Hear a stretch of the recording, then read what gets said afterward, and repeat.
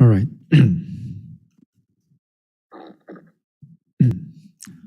So last week we were talking about the seven suitabilities under the strengthening of the faculties or sharpening the faculties, the 9 ways to sharpen the faculties. And here in the suitability means that you have to know what are the external suitability that is helpful for you when you are going through a retreat, when you are going through a practice, or when you want to go through a long-term practice. Then those things will be really suitable for you. It may not be 100%, all these things may not be 100%, but nevertheless, the external suitabilities are important. Now, the next suitability that we're going to look into is the suitability of the person. And that will be I think, the most important. Okay, let us do the sharing of the screen.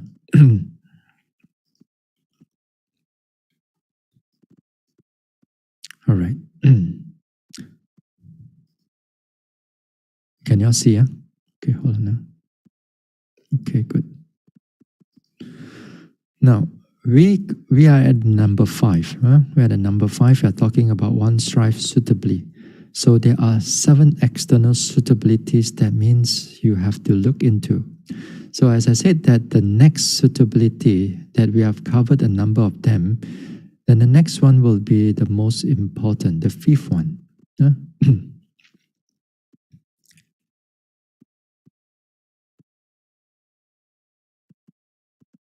Okay. Now, here the 5th suitability, the suitability of person. The person here, the first thing you have to come in mind is the teacher or the instructor or the guide or the mentor. This will be the most influential to your meditation practice, to your development, to everything that you want to do in meditation. Without a person, then a lot of our endeavors will come to most of the time will come to hitting the wall. Sometimes people think that I can read all the books. No, after all, whatever that's being taught about meditation is all in the books. Whatever that is being taught about anicca dukkha anatta is all in the books. Everything is in the books. We are talking about hindrances, how to overcome hindrances, also is in the books. Why do I need to go and look for a teacher? Why do I need to go and look for a teacher then? That is where how naive a person is. Sometimes they thought that they are very well knowledgeable, It's just like a person theoretically know how to swim. Theoretically knows how to swim, but never touch water. Never go into the water yet. So, here the teacher or the instructor or the guide, as I said, that they will be the most. You have to go and look for the suitable person. There's a suitable teacher for your practice, for your endeavor. You may want to practice vipassana, and again here vipassana, there are many types of vipassana.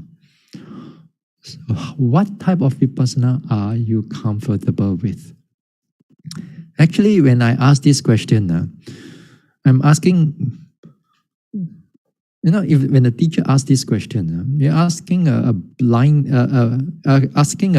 question, asking a blind person, where is the way? How the way to be done? Sometimes I find that there are there are devotees, or even certain teachers also. There are devotees who say that, oh, I want to practice this way and this way. I don't want to practice that way. Yeah. Well, in a way, it's your choice. Finally, yeah. And then sometimes also on the teacher's part also, then the teacher asks, what sort of method do you want to practice? What sort of things that you want to do? Yeah. A lot of times, although when we ask these type of questions, a lot of times devotees or the yogis or the meditator do not know what they want. They just go by the wind blows only. So, for example, oh, this group of people say this one is good. Go and try. Then after try, this one good, and then go and jump again. And then after that, you try that again. You never really know what you want.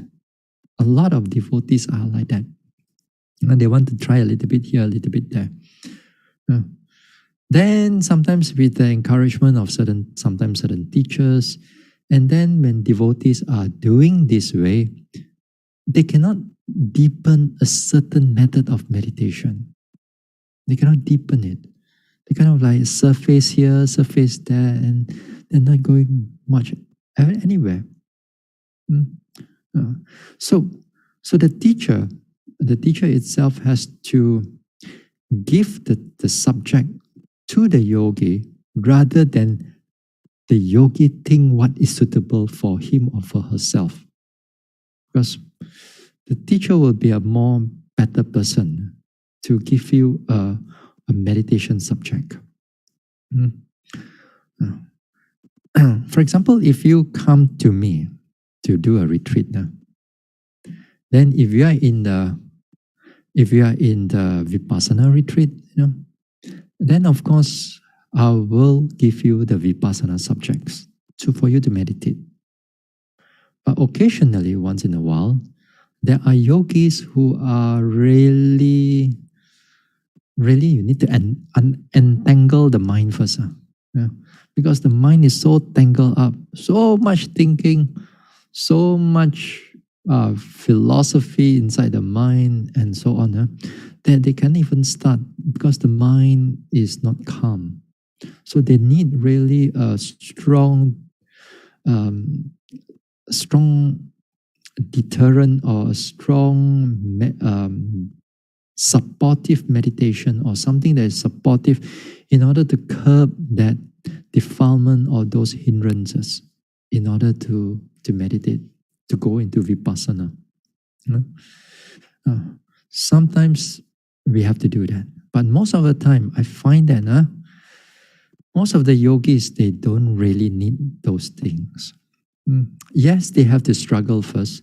And sometimes you may think that, why don't I start with jhana, with samatha, and so on? Then, of course, that will be another debate. We can talk about that another time. But the thing is that throughout my time of meditation in vipassana, and also when I see other yogis also, when you go into vipassana, we follow the four foundations of mindfulness. The four foundations of mindfulness, they can accommodate all forms of temperament. They can accommodate all forms of temperament. Whether you are more stronger in your concentration, then finally usually the chitta will be more suitable for you. You will go into that path also. If you are stronger in your wisdom, then perhaps the Dhammanupassana later on will be suitable to you. Perhaps some of you are in a faith type, and then the body or the feelings will also be very helpful for you. So different people finally they will know which area of vipassana or which area of satipatthana they are more comfortable with. That one, of course, in the more advanced practice. But in the beginning part, during in the vipassana, whether you are whatever temperament you are in, you have to have mindfulness, and you have to have continuous mindfulness. And that continuous mindfulness, the body will be very helpful. Yeah. Other, this one will not be so. Pain may be, but pain does not come all the time. But the body is there. The breathing is always there. The rising, falling is always there. So those are good starting object for a new yogi. That's what I know. I know sometimes people say that since enlightenment is occur in the mind, why do we need to go and focus on the body? Why? What for? We waste our time. Straight away go into the mind, and then from there we develop and we gain enlightenment. Theory is so easy to say. A lot of people just simply say without having any much knowledge about the meditation.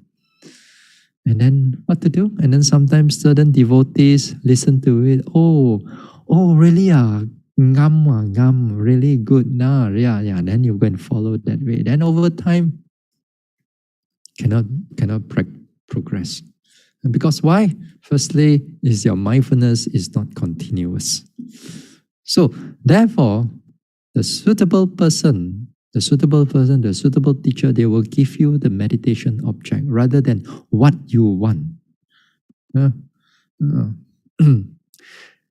And a lot of time also, this meditation, if you go to a Mahasi's meditation, usually they will straight away ask you to do vipassana.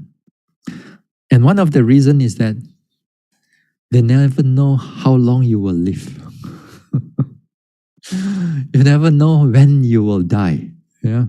So quickly do that one first. Then after that, let's think about other meditation. Yeah. So what they want you to, at least to get up, at least has a opportunity to develop as far as you can before you die, or perhaps until enlightenment before you die. And then after enlightenment, then after that, even the first stage, after that, there are several other possibilities you can do. Yeah? So the teacher will be the most influence this one. So when you're going to go in for a retreat, make sure you're going to go into the right teacher. And sometimes there are yogis or there are devotees who think that any monk also boleh one, any monk also can. Any monk also can. You can just go and approach them, and they give you the meditation subject. No. Monks are like doctors, We got specialty also. When you go to a hospital, you got to go for the specialty that you want. Of course, we try to accommodate anything that a devotee comes, but truly, the monks also we have a certain specialty. That's what I see. You don't have to agree with me on this one, but that's when I move in the monks world, and also in the meditation world. We can see all these things happening. So you have to go and look for the right teacher. Sometimes there are devotees who so, whether they are ignorant or what. Sometimes they come to a certain teacher and they know that they are practicing this method. And they come to their retreat and they want to practicing totally different method from what the teacher is teaching. From what the teacher is teaching. So it becomes like very difficult sometimes. It becomes very difficult to teach like that.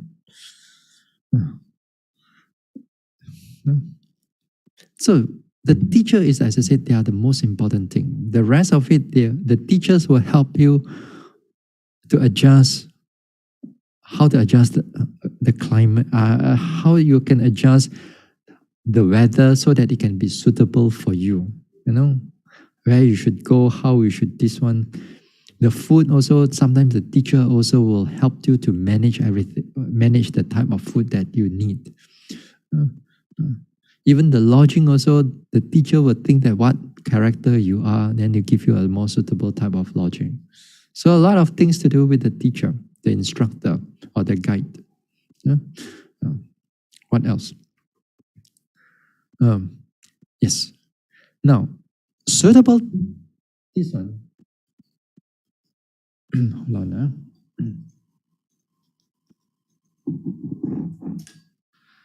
Now, suitable person also, there's also another thing. It's the people that around you. Also that these are also quietly, they influence you. That also you have to take note. One of the things is that, like, for example, if you want to go into a Mahasi meditation practice, then you have to go to a Mahasi technique or the place that they are teaching that method. Then everybody is doing that way. Then those people, although silently, they will be very supportive to you because you see them, you walk with them, you sit with them, you sleep with them, you eat with them, those things, because they are doing it throughout the day, and silently they influence you, they impact you a lot. You can see that when you are in the retreat center, then you find that your energy, your dedication of meditation is so much more stronger than compare what you do right now at home. At home, nothing much. I mean, a little bit here and there, but it's not like in the retreat. In the retreat, you can see people, there are those who are really persistent, persevere, and trying. Early morning, you see that they're already there. And now you went back, they're still there. The next morning, they come in there, they come in earlier than you. You go into the hall, they're already there. Oh. No, they give you that encouragement silently. You don't talk to each other, but their actions give you such a big impact.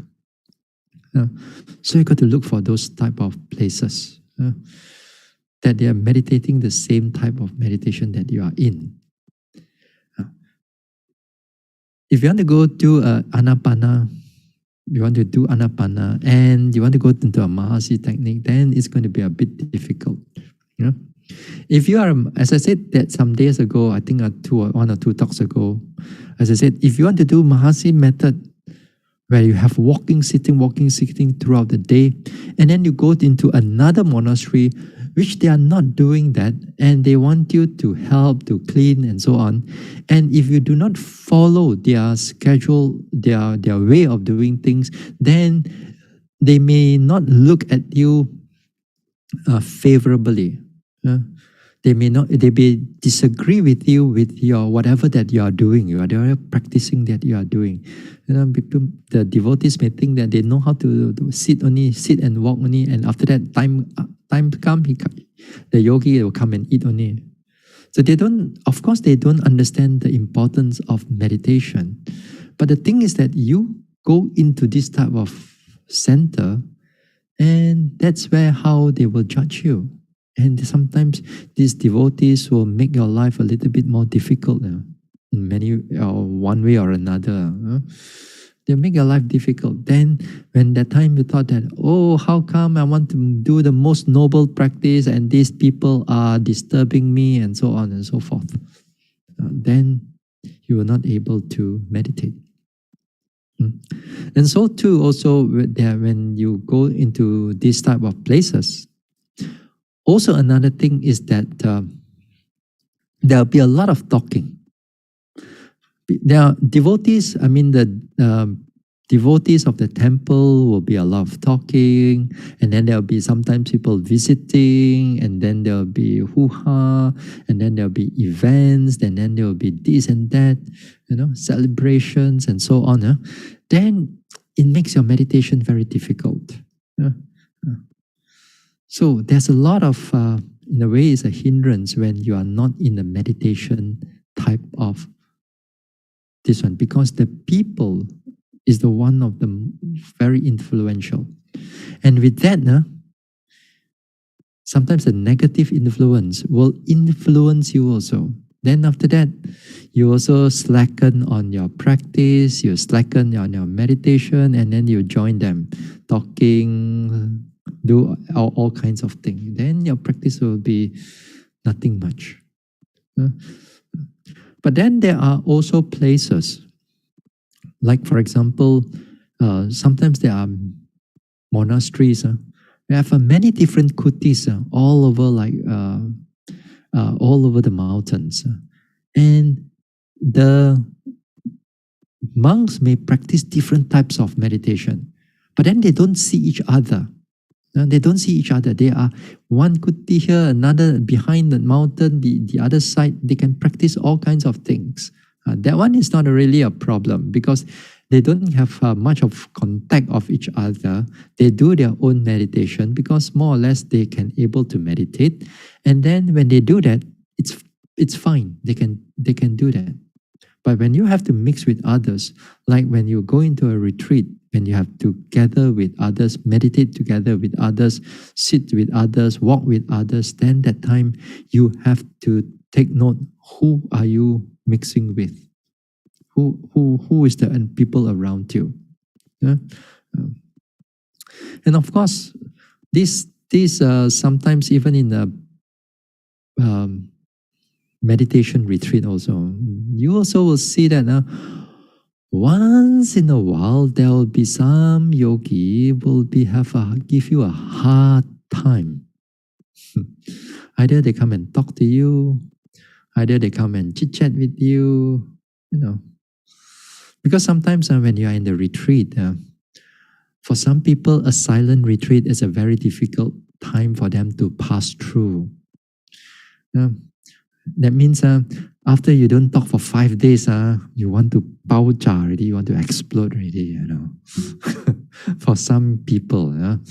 And then sometimes these ladies, these female yogis, some, not all. And then they come to, for example, they come to the laundry area. They one washing, the other one washing. And then after that, they say, hey, today weather good, huh? Then the other one will say, yeah lah, weather good, huh? Then after that, the other one start again, wow. So where do you come from, huh?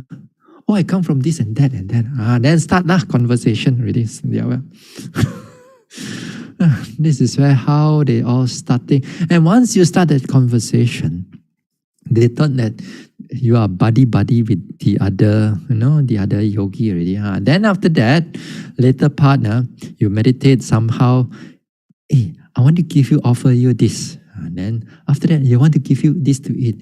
And after that, they want to ask you question. They want to ask you this and that. Oh, I tell you, they will come and disturb you. You try to avoid them. You look at them, they're coming, but you try to avoid them. She will come and talk to you also. There will be yogis like that in the meditation. So that one also you have to take note also. You try to avoid them as much as possible, but they will sort of come and look for you. So better in the retreat, don't start a conversation with somebody, another yogi. You just never know who they are. Unless you really need something or you really need to certain thing that you think that it has to be said out, Other than that, try not to. If not, they will disturb your meditation. So these are suitable people, suitable teachers, and suitable people around you. And also suitable people around us. Also, we can be mistaken that we may assume that people around us are, they are having Dhamma, they know what is the practice and so on. But what you assume may not be so real. Now, to give you, for example, sometimes you are in a big monastery. You go to a big monastery or a big meditation center and you meditate there. And you assume that people around you, they have know-how, that Dhamma and so on. Then what you do is, out of you assume, then you go out from your kuti or you go out from your this one, you don't lock your door. You keep your this one, you keep your windows open. And then after that, you come back, oh, your mobile phone gone. Oh, your shoes gone. Oh, your wallet gone or your money gone. Yeah. Petty thefts in especially in big monastery, these are rampant now, actually. We thought that everybody is good, everybody got dhamma, they don't do all these things. But you'll be very surprised. You know, when we are in a big monastery, the first thing, after the first, I think, even the first time when I go to Burma, I bring my own padlock, you know. They give me a padlock. I don't use their padlock. I use the padlock with the actually with the number. It's so much easier. When you go and meditate, you don't have to worry about where the key is or how you keep your key. You just remember in your mind. After all, you are meditating. Then you come back. You just turn this one. Then it's easy. You don't have to carry so many things.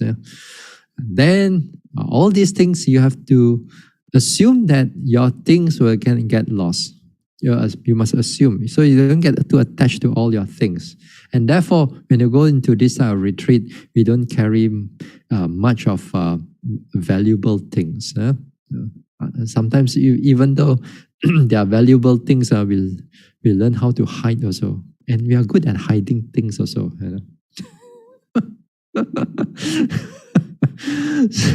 Even in the retreat, because of all these things are happening. I've seen. Even I went to one monastery, in big one. My things have been stolen. Even my whole bag was stolen when I was in Burma. I was in Thailand actually, in a very big temple, in one of the supposed to be strict in Vinaya temple. Also my bag also got stolen. Then in Burma also, when in certain big monastery, the Angmo, just like you think that okay, it's easy. All these people have the Dhamma, very very good people. You just keep the window open and they come back. Yes, all their things gone. So these are petty thefts. These are petty thefts in the temple and so on. So you got to take note. Not everybody is that good. So nevertheless, for a meditator, the thing is that what I want to share here is that you got to go and look for the right teacher. So usually when you find the right teachers, then also the right followers also will join them. Join him or join her. Not only on that side that the devotees follow the monks. Sometimes for monks also, we also look for the suitable devotees. Not to say that we are choosy, but we are still human. And sometimes these devotees can influence the monks too. With all their ideas and all their worldly things and all their worldly thoughts, they can influence the monk too. Take for example, simple example is the medication. Bante, this one I taken already whole can make you live long life or whatever, can cure you this and that. Bante, you eat, Bante, eat. Yeah. This is one of the simple things that they will influence you, But there are many things that they will still able to influence. And the more that if we were to mix with a lot of devotees who has very little Dhamma or not practicing one, then the mental mindset is very different from those who have been for some degree of meditation and they have at least understand, or at least they have a lot of reflection about the Four Noble Truth, about death, about life, about impermanence. They are not so attached to things. Then that one, they are more suitable to have as a devotee. So to speak, it's not easy because these devotees have a lot They influence you a lot. If sometimes if I'm not wise enough, I will just fall into the trap, the worldly traps of the devotees, which should come with pleasure and happiness and so on. Then sooner or later we will figure getting further and further and further from the Dhamma. Although we may still wearing a robes, but mentally in the heart is further and further from the Dhamma. Then sometimes, for example, maybe one day you go out go out now, cannot go out, sorry, those time. You go out, go and give more Dhamma talks here and there, you give good Dhamma talks and then here and there. I'm saying this Dhamma talk here is a secondary thing for me. This is not my primary thing. My primary thing is finally on the practice. And until now also, I still hold that in mind. All this Dhamma talk is all secondary and so on. So I'm not so influenced by all these things. And then I'm not so influenced by people have a lot of events. One day you do big events, you do this thing and that thing. This is not my area. I don't fall into that type of trap, at least for now. I don't do all. Not to say I don't participate, but I don't go and spend my time into all these type of things. Maybe sometimes it's just out of, we go for a katina, for example, or Vesak day thing, one-off thing, and then after that, hello, afternoon, goodbye, and then that's it, we go back already, So that's about it only. We don't go and follow, we're going to go and do into all kinds of big things that are going to take up your time. And then therefore, when you do this type of things, then a lot of worldly influences will start coming in. So here too, talk about a suitable person. Also, at least for me, I have to choose the people that it's able to kind of meditate.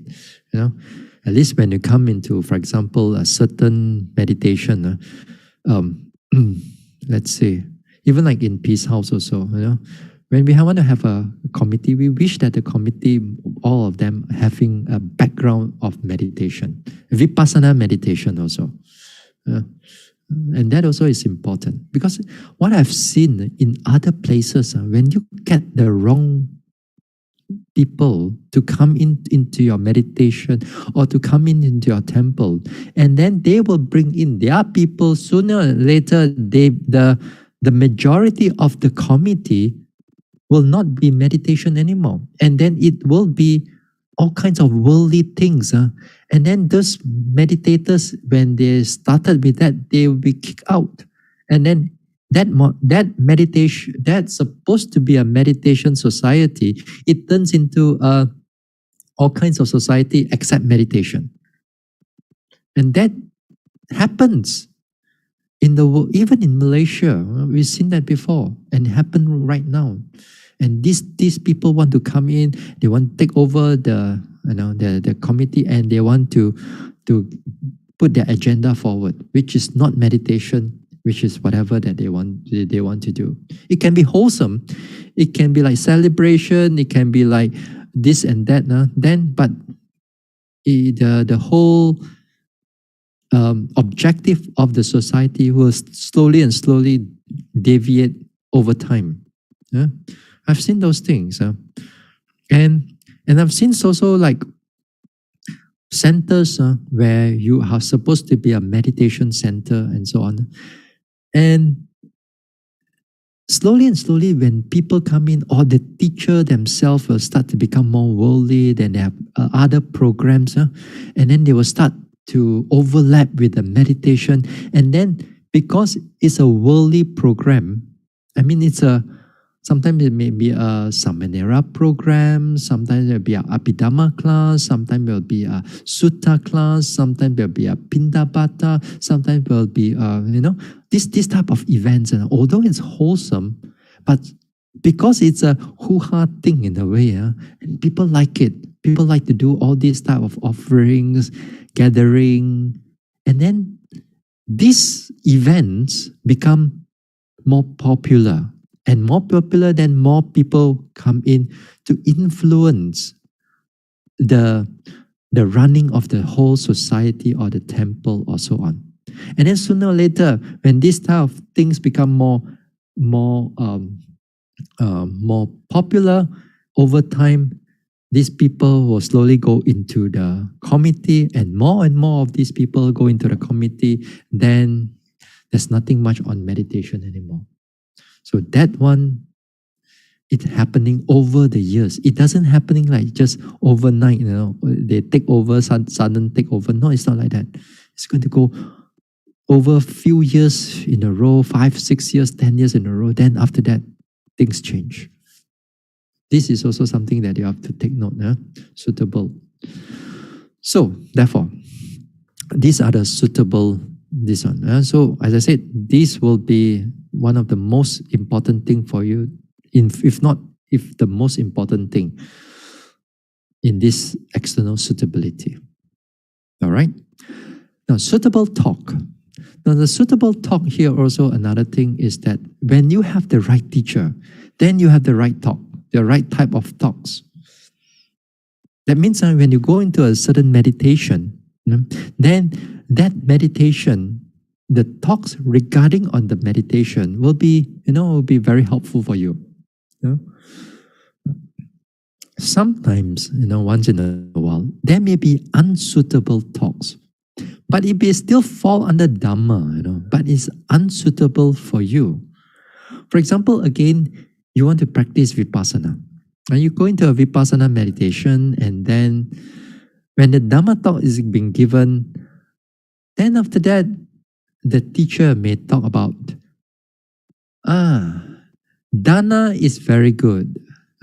So when you do dana, before, you must be happy. During you do dana, you must be happy. After you do dana, you must be happy. Yes, it's a wholesome talk. It's a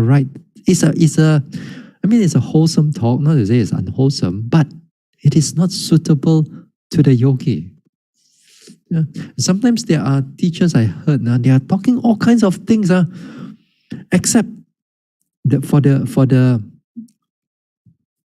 application or for the yogis to able to take it up and to use the understanding, the application of it. It is not there. It is not there. So sometimes I've met also like teachers, supposed to be teachers, but they finally, when they give talks over some time, after that they realize that they are not really meditator. Yeah, they have a lot of Dhamma. But they are not really meditators. When you are a meditator, when you have experienced meditator, another meditator will know that whether you are experienced meditator or not. Just like I know you, whether you have an experience or not, if when you start to talk to me and about interview and all that thing, I can able to see that whether you know.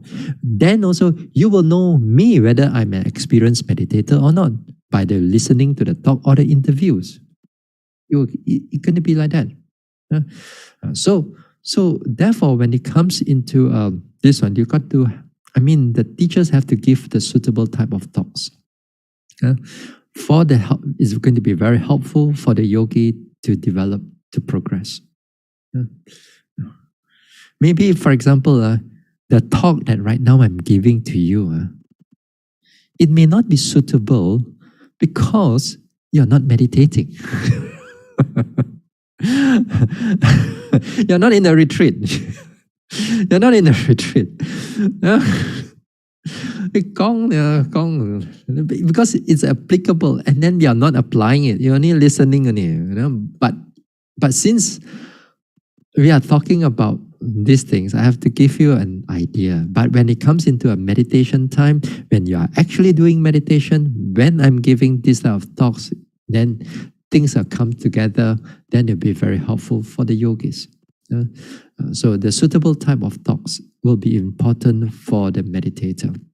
So the teacher will provide the suitable type of talks if the teacher is wise, of course. Then also, as I said, that the people around you will also Well, the suitable type of talk is that sometimes or most of the time is being silent. Meng Kong Wa. You keep quiet, that would be very suitable. Well, if happen to have, you need to talk. Yeah? If you happen to need to talk, especially in the retreat, you talk as short as you can to get your message across, and that's it. Yeah? Even so, sometimes when the devotees are talking, then they talk around those type of topic on the practice or the things that you are doing. Then those will be suitable type of talks. Yeah? The suitable type of talks also, including the things that you are reading also. When you are in the retreat, also the same thing, you have to, all your books have to put aside. There may be some once in a while, you may have a vipassana technique type of instructions beside you, or some idea about vipassana beside you.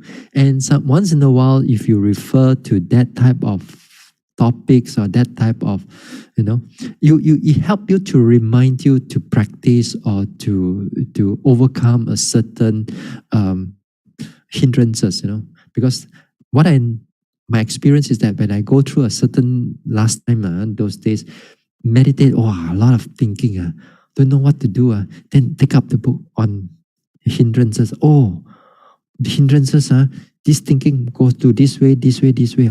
Okay. After that, go and meditate, go and try again. It helps. Yeah. So the type of books also must be very, this one. Once in a while, I've seen yogis, new yogis especially, they bring all kinds of books, and they some of them bring novels also. They're romantic novels. What romance you're going to have in a retreat center? But they can't put it down, you see. A very attachment to all this type of thing. At least one time I caught them. Anyway, these are important. Now, again, in the modern sense, the suitable type of talks also, you have to put aside all your iPad, all your tablets, all your phones, and all your computer. Although they give you a lot of information, but it's not suitable for you to be during this time. And in the retreat, this is the first thing I mentioned to the yogis. And if I see yogis go and play with their mobile phones, whatever reason, I will admonish first. Sometimes whether you are in emergency or not, I will admonish first. And sometimes I can be very harsh. Sometimes the yogis, especially the ladies, when they even cried, But after that, you can tell me what is it that you are doing. If I'm not happy with what you are doing, then out you go. Out you go. And then when you go, I keep you in the mind, Not because I like you, I keep you in the mind for the next retreat. You come again, then I say, well, sorry lah, no place already lo. But because you know that you come, sometimes they come and disturb other yogis. They with their talking, with their whatever they're doing, they're really like a virus, They start talking, then other yogis start seeing that, hey, that one also can talk. And now I can talk to others also. Then the whole retreat start talking already. This is one of the problem. So anyway, suitable type of talks is that you have to have the right type of talks, especially when you come into the meditation practice. Now, the suitable resort here is not your place to stay, but here it's connected with the monks, one thing. It connected with the monks in the sense that when you want to go for an alms round, you must not go for an alms round that's too far away. And too far away means that you have to walk for several hours to come back. You go, you're already hungry already. You reach to the village or you reach the town to get your food, and then you makan there. And then you walk back again. By the time you walk back again, you're hungry again. So you cannot go too far away. So the suitable resort is that the place that you have, the place that you are doing your retreat, especially for the monks and nuns, it cannot be too far away for the this one, for the from the for this one. So the place that is has to be okay. The resort here, that means is to have the place is not too far away, and there are also supportive people who can give you your four requisites. For example, your robes or your this and that, medicine and so on. So their devotees can able to do that for you. So these are what you call a suitable resort. Usually, when you are in the meditation retreat center, then we have everything. The dining hall is there. The meditation hall is another place. The skuti, the place that you stay, another place. You have office. You have this one. Sometimes when you need, okay, I need soap or I need a detergent, a laundry detergent, then you go to the office and they can get everything for you. Or you need this and that, the office can help you to get those things. Or the administrator, they can get you to give you those things. Now, if you want to go to a meditation hall, there's a hall for you to meditate, which in a way, all those things, they have it there. Even there are some meditation centers, they have a clinic inside there, a clinic, and they have doctors there.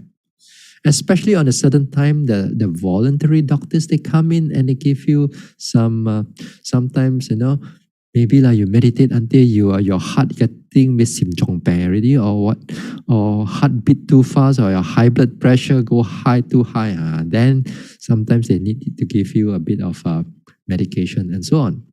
So in the way that these are like suitable resort, more or less that everything is there for you, especially like in the modern sense, So in the older days, and then those things you have to take account also.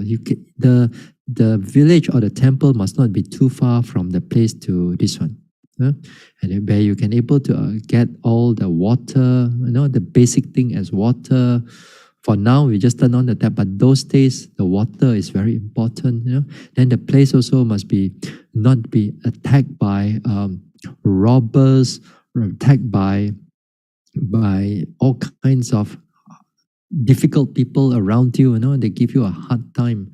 Sometimes there are certain monasteries, you're situated in a place that really people don't like you.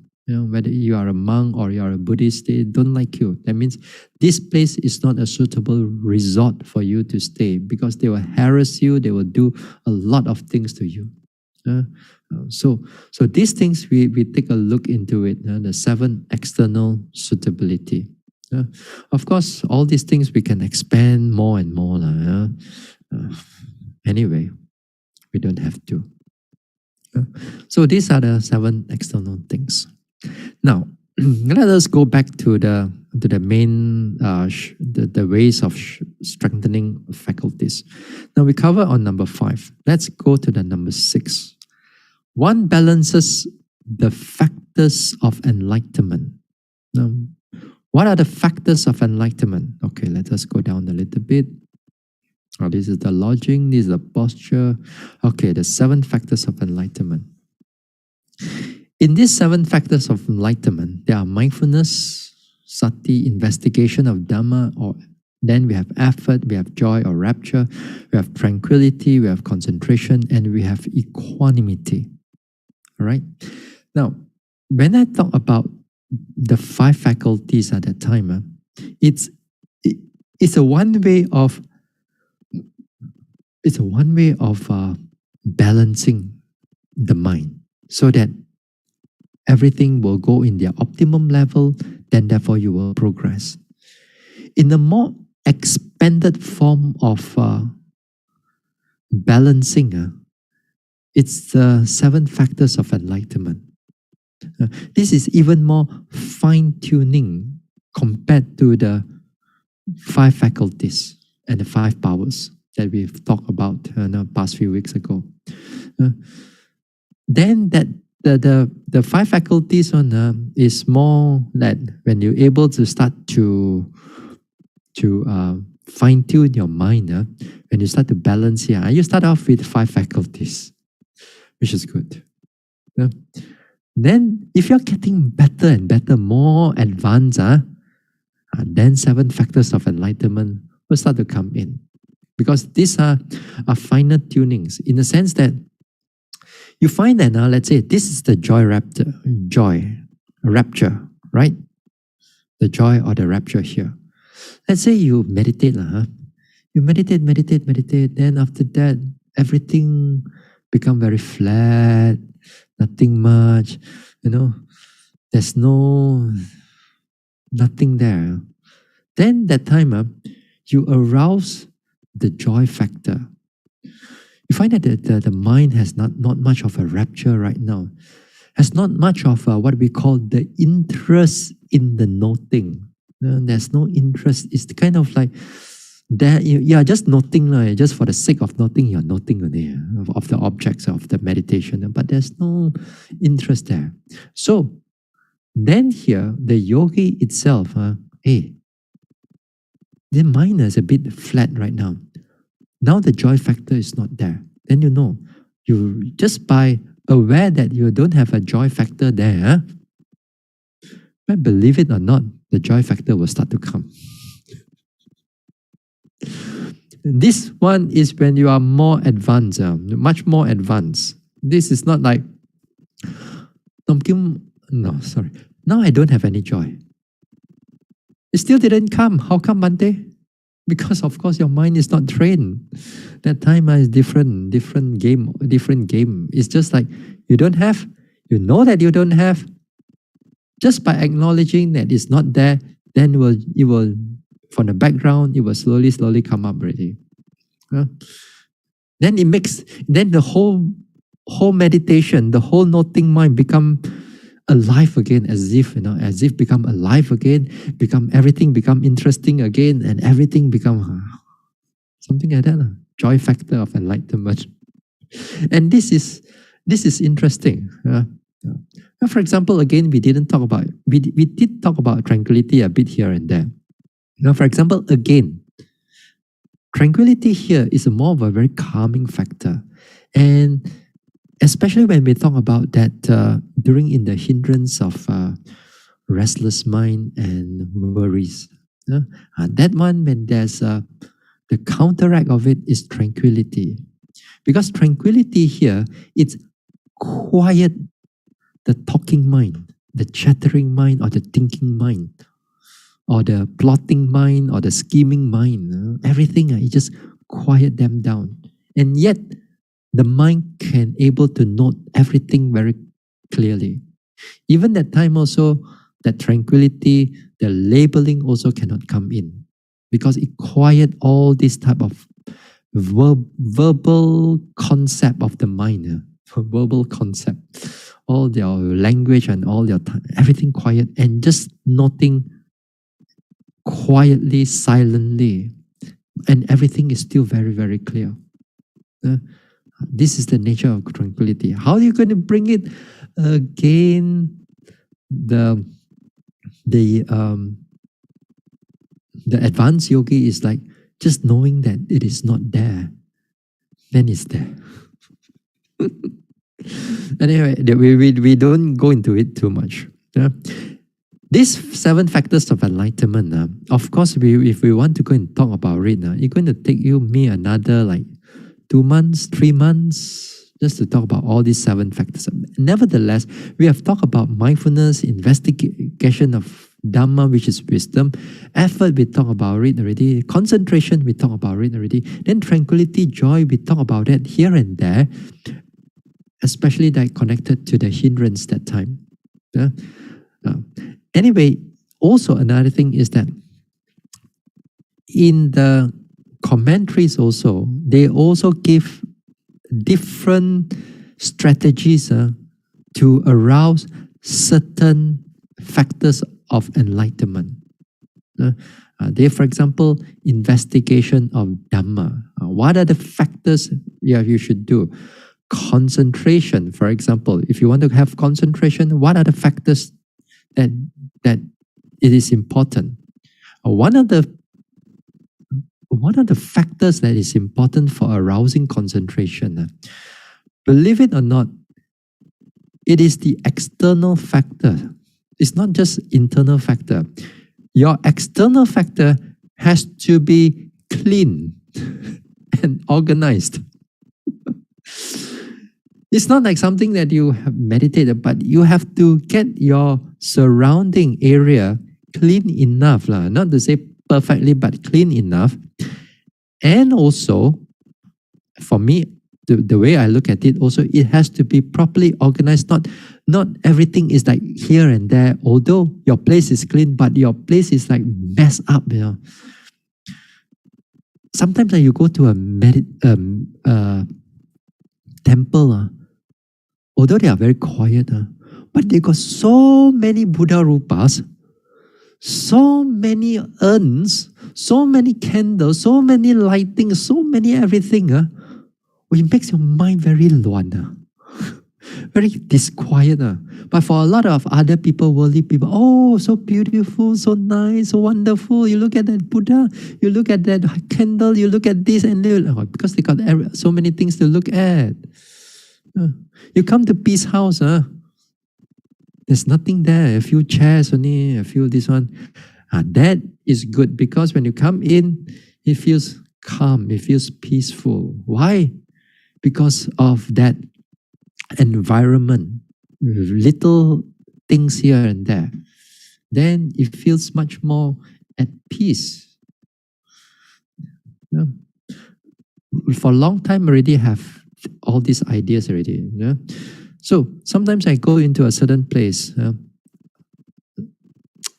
certain meditation centers, I cannot go and change all their things. Sometimes they, in a certain meditation hall, especially in the hall, they like to put all these beautiful things. Then they invite me to go and teach.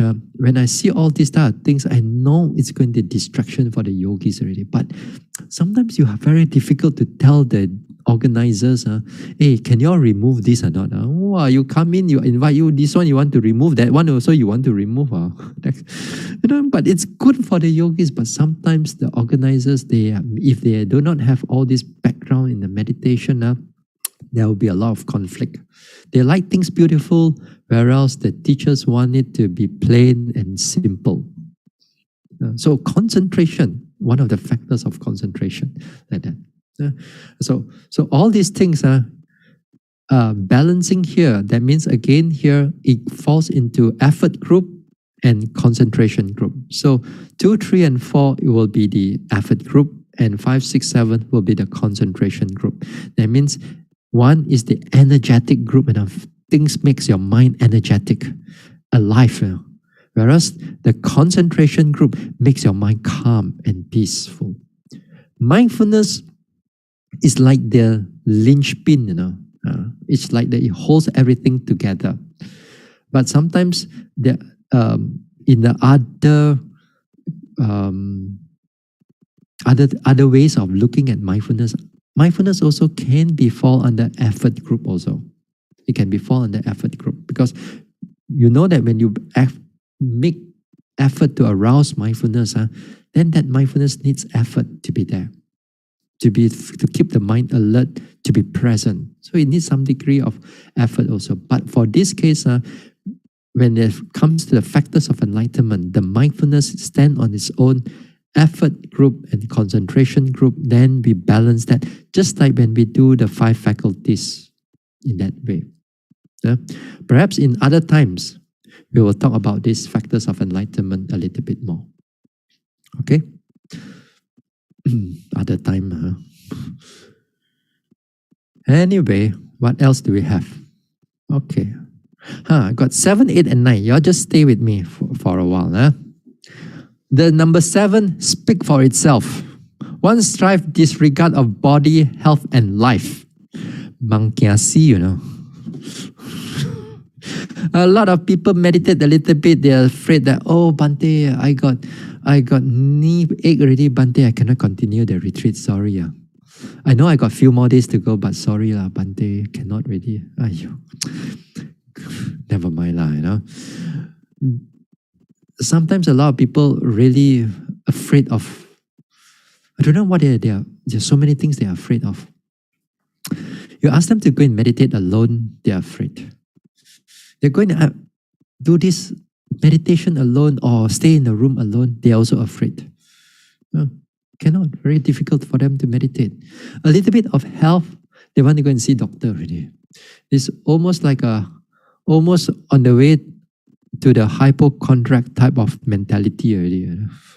A little bit problem with their body, then they think that the body is giving them problems already. Just for example, sometimes once in a while, I teach doctors to meditate. Oh, yo, very difficult sometimes. What happened is that they have a lot of knowledge about the body.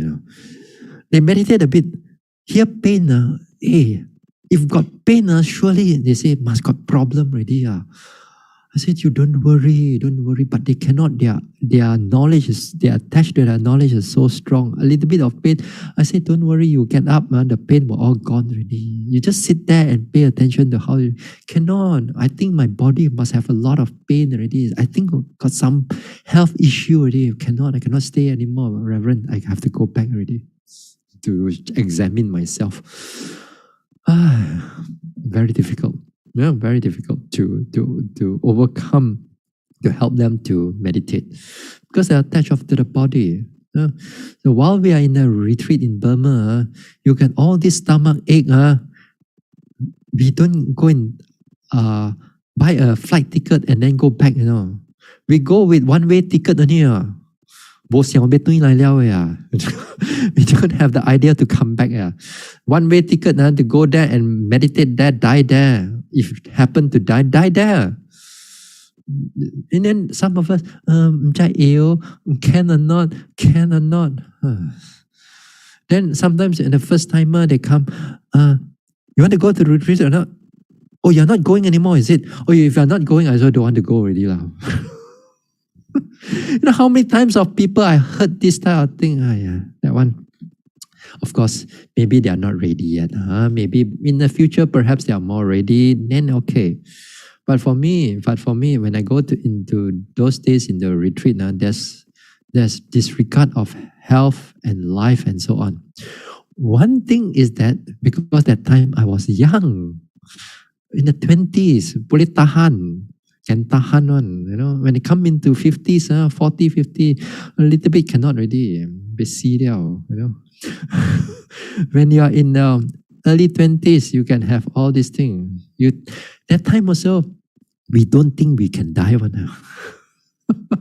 The death still doesn't occur to us. But when you come to 60s, 70s, that you think about that a lot. But that time, you just struggle, push and push and push and push and push and push and push. That time you can do that because the body have the energy. So right now, those days when I go to Burma, we don't take like supplements. The only thing I think I take a supplement is a multivitamin only. And that's about it, One bottle of multivitamins, I say finish, But nowadays, it's so different. Because this supplement for this, that supplement for that, this supplement for the eye, that supplement for the joint, that supplement for the bones. When I also travel with that supplement already nowadays. Well, get older already. So, nevertheless, for y'all, when you want to go and meditate, take whatever medication that you need to take. But after that, you strive like there's no tomorrow. You strive that. You still, when it comes to a time for you to take medication, you take. Then don't worry. Then after that, you strive and strive and strive. Don't worry about just a little bit of pain here and there. If you have to die sitting there, then so be it. And then it's good. At least you die with a wholesome mind. You die there, then you see us in heaven. Then you wait for us in heaven. Number 8. One overcomes mental and physical pain by effort. Now, here it means that you're going to have a lot of struggles and bodily pain and mental pain. And for Vipassana meditator, you all know that the physical pain is tremendously strong at times. And my instruction, when you have this type of pain, the one of the best thing to do is that make sure you do your walking meditation, and especially the slower phase one, you do for a bit longer period of time.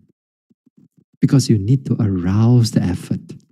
When you arouse the effort from the walking meditation, when it comes into the sitting meditation, then that time you have a tremendous amount of pain. That time, because of the effort, it can able to sustain the mindfulness on the pain without you getting into anger or flinching or thinking of getting up, thinking of the bell ringing and so on. But the mind can able to stay there. Physical, this is a mental effort, not just physical effort, but of course you need the physical effort to arouse that mental effort. But it's the mental effort that we want. So when the mental effort, when you have those things, then you can able to overcome a lot of meditation pain. Not only just meditation pain, but just about that struggle that you go through, the whole meditation that you go through, that you have, sometimes you find with the difficult weather, difficult things, then your resilience, your mental resilience, your determination, your effort, it holds you there for you to just to pass through that difficult situation. Everything will go into impermanent, You just have to bear through the difficult times. So this one is all a lot to do with effort, mental effort. So if your mental effort is not strong, then a little bit of challenges come up, you stop the retreat already. Number 9. Again, this one does not stop halfway. It speaks for itself. Halfway here means if you cannot finish this life, you continue next life, But the problem is most of us think like that. What y'all should be thinking is that the Buddha's teaching is for you to end your suffering in this very life itself, not waiting for the next life. But most of the devotees think completely opposite from what the Buddha mentioned. So here, do not stop halfway. That means one of the small things that you can do is this. When you determine to finish a retreat, you finish that retreat as best as you can, unless there's emergency, of course. Unless there's emergency. But nevertheless, whatever that is coming up, you don't stop your meditation retreat. You come for 2 weeks retreat, let's say. Then on the 10th day, something crop up, but then you got to put everything aside. I'm going to finish my 2 weeks retreat. You're going to finish a 1 year retreat, let's say. Then a 1 year retreat, make sure you finish that 1 year retreat. Whether you are sick there, in between, you have to go into the hospital for whatever reason, you come out, okay again, continue your meditation. There's no such thing as going back.